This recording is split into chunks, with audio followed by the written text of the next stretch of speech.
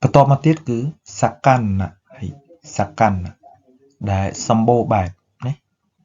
សកម្មៈសង្យោហើយសកម្មៈស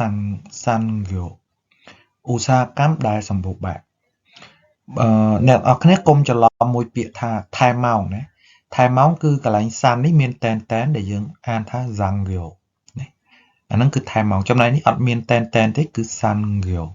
ណាឧស្សាហកម្មឧស្សាហកម្មដែលសម្បូរបែបបន្តមកទៀតគឺសានណែង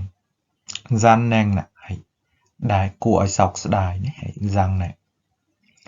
ឧទាហរណ៍សាំងណែងណាញឺសឹណា